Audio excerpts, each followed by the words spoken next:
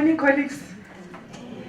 I'm going to run through this because it's many slides and I couldn't cut because I felt that everything that is here needs to be told. When I saw the advert on Liasa Litsev, I said, this is my master's studies, this topic. Then Jenny said, bring the presentation, your thesis, let's see.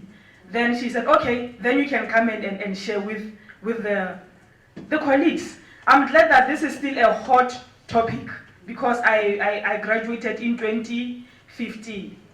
Right. The background of my study was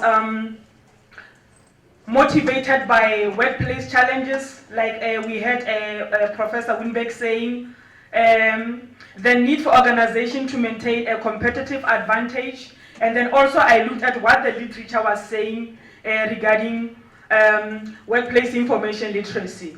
And then I was more fascinated about developing a framework. For me, I wanted to develop a model for workplace information literacy.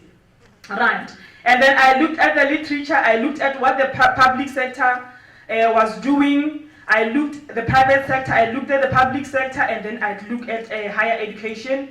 Within private sector, I looked at the Blake Dawson Waldon law firm case by Swords and O'Sullivan, and then Unilever R&D by Donnelly and Craddock. And then the public sector, I looked at the public servant in Kaohsiung City in Taiwan by Cho et al. And then the study of information literacy of Kuwait police officers by Al-Daihani and Rehman in 2007. And then within the higher education setting, I looked at the Australian National University. Those are the institutions that have attempted to implement a workplace information literacy. And then the Griffith University. Right.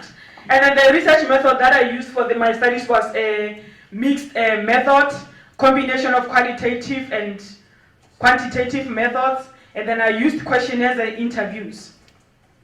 And the sampling, I had 200 questionnaires. They were distributed, 136 were returned, 121 were completed, which said the representative was 60.5%.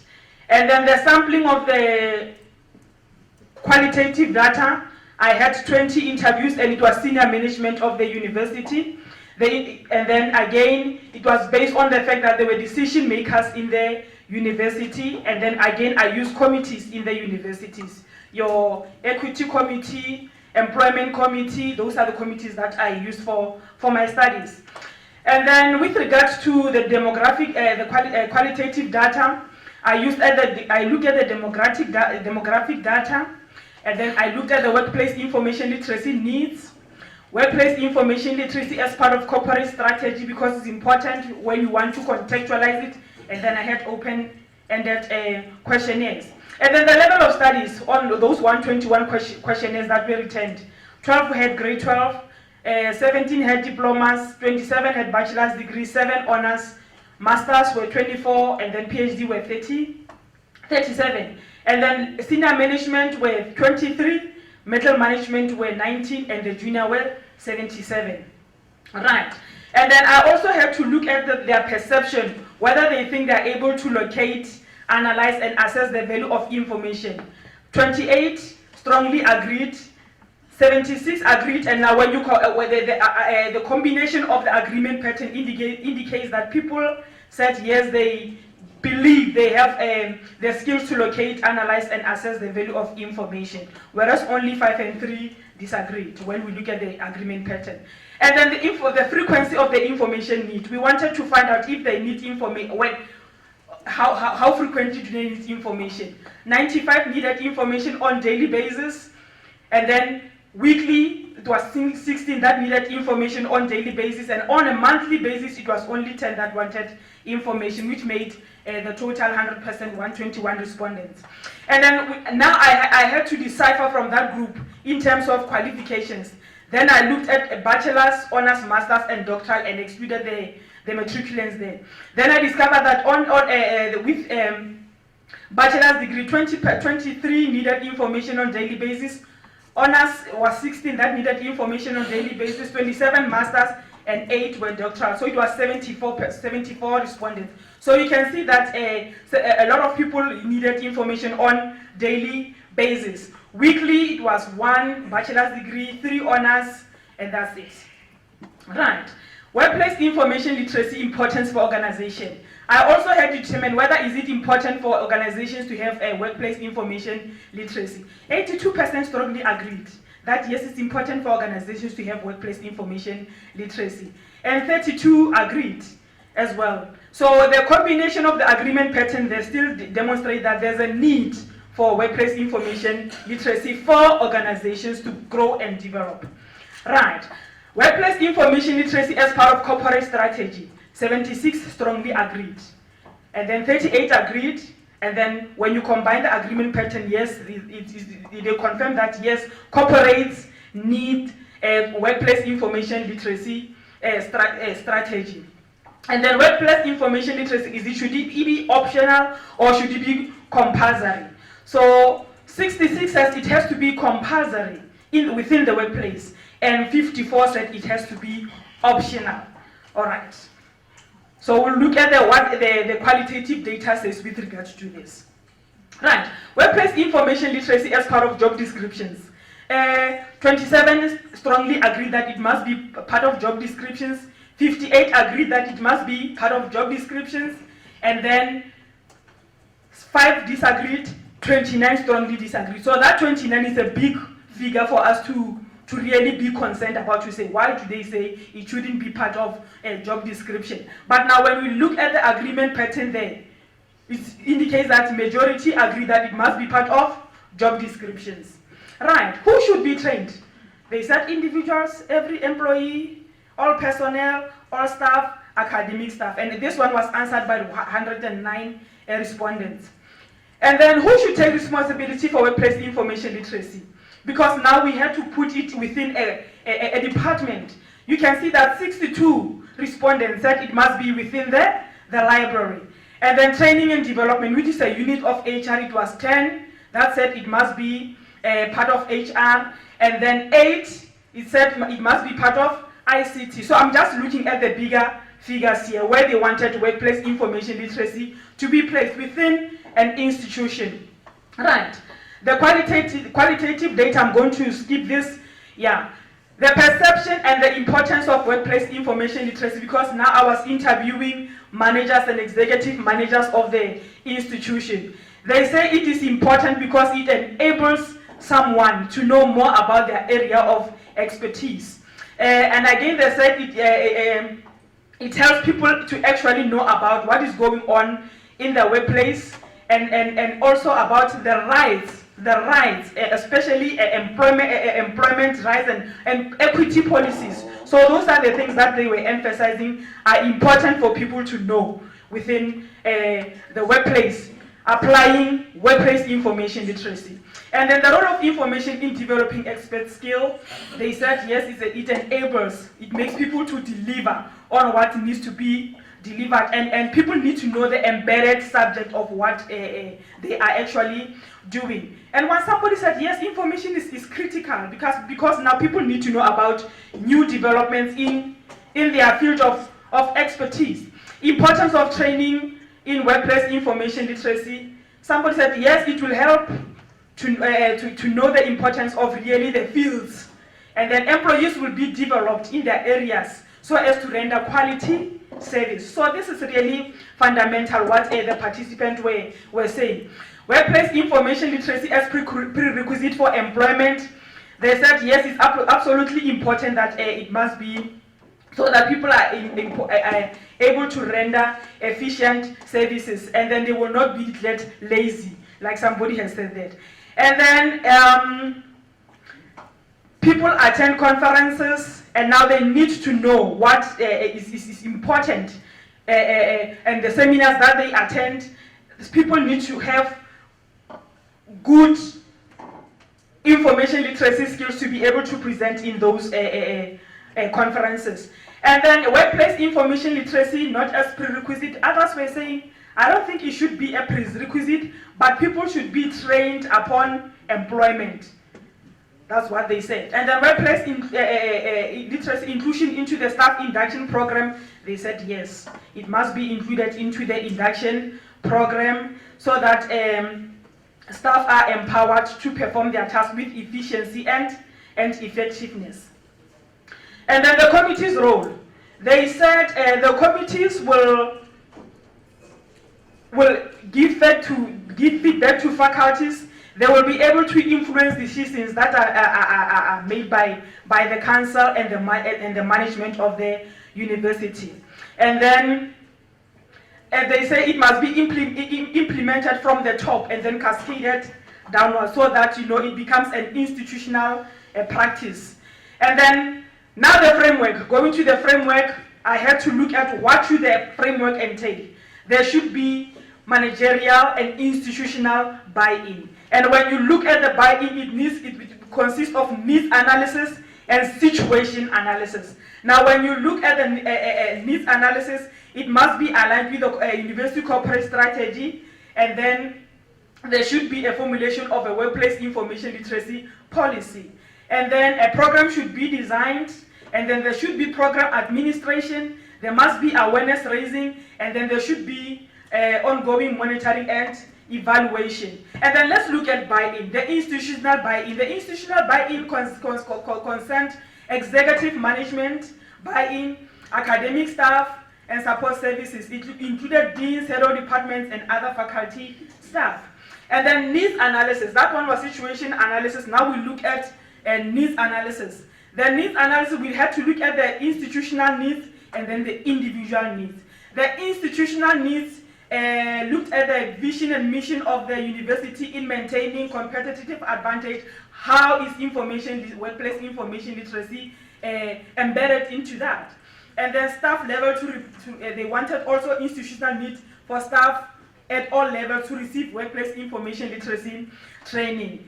And then again, information literacy, again, like I said, it had to be placed within institutional policies. And then at individual levels, they look at the demographic factors and then the needs, the academic qualifications, the currency in the position, and then individual training needs, and then training preferences as well. And then situation analysis. The situation, do we have infrastructure to implement workplace information literacy? And then do we have the human resources available to design and develop the program for administration? And then do we have budget allocation to have this workplace information literacy program for staff? And then library resources. That is the situation analysis. And then program design, because now there has to be a program. They said there must be learning content, and then content must be aligned with employment levels of the staff. I'm afraid, is this visible? Yeah, I can see from here that it's also not visible, but I think the slides will be shared with everyone else. Right. And then they look at the content, the format, the timing, the frequency, and then the use of media, and then content assessment, formative, and then summative assessment, and then program evaluation, and then revision of the content. Right. And then program administration, it looked at the finance, the budget, and then assigning responsibilities, and then record keeping, statistics and training of how many staff have gone through the university workplace information literacy. And then the ongoing program monitoring, because now it has to be monitored. Supervisors to come up with projects that assess how projects are dealt with and completed when information literacy tools are used. That is what the staff recommended. And the report on how many people have attended, annual reviews and audits of the training offered for attendance, and then attendance registers, and then availing of short questionnaires to evaluate the effectiveness of the program. And then recommendations for practice, because now this is an ongoing thing. You can see that the topic is still interesting in the current situation. We felt that the study must go beyond the Central University of Technology. Other institutions can also attempt to study so that the gaps that are in the study can be addressed. And then we decided that there should be a pilot project where all the stakeholders come together and start a pilot project just to assess, although that didn't happen, and to determine a curriculum with outcomes and contents to the needs identified by the workers at the university. And then an alignment of workplace information literacy with regard to the needs of academic information literacy for undergraduates. And then the promotion of the framework to other workplace centers. Right. And then recommendations for further research. Once more, studies are should be conducted at other institutions. Comparative studies should be done. Other institutions can compare their different experiences to come up with a better improvement on what is presented here today. And then, again, workplace information literacy to be part of job descriptions where supervisors can assess, and then training of librarians for workplace information literacy related jobs, and then sustainability of task-based information behavior as framework for studies on workplace information literacy should be investigated. And now me and my supervisor, we wrote an article from the thesis, a framework to promote workplace information literacy in academic context. I just want to say to you, this article has been cited 8 times. Last week when I checked on ResearchGate, 4 people have used the article in 4 chapters of the book. So this is really something for us to explore and go on with it and find out more. I think this one is just a foundation to say this is possible. How do we go forward and make sure that we explore more and come up with better interventions of ensuring that workplace information literacy become a reality for this country so that we take our country to another level. Thank you very much, colleagues.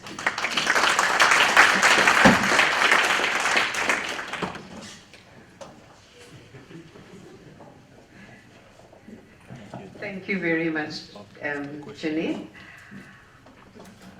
She's ready to take questions. Can I have questions from anybody? Yes, Janine.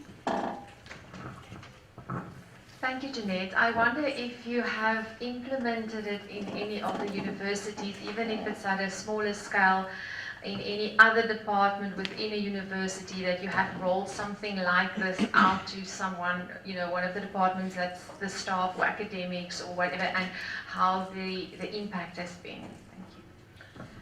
Thank you. Not a full implementation as such, like I mentioned earlier, that a pilot wasn't done. But now what happened is that when new employees were hired, then we developed a day program for them so that we take them through the resources that we have so that they are able to perform maximally. So when I got to the University of the Free State, there was no training of new staff. So I had a meeting with the HR department because they do the onboarding program. Then I said to the library, we need to do a little something.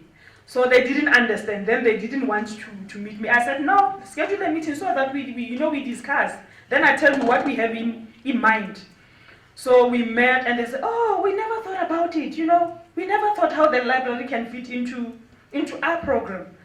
And it felt so well, and they were so happy. And the rating that new staff, and this one, our onboarding program is for all staff, including support services staff. And when you look at the information literacy in the workplace, you are always looking at academics, not support staff. Remember, they are practitioners in their own rights. They are experts and they are able to generate knowledge. So they need this more.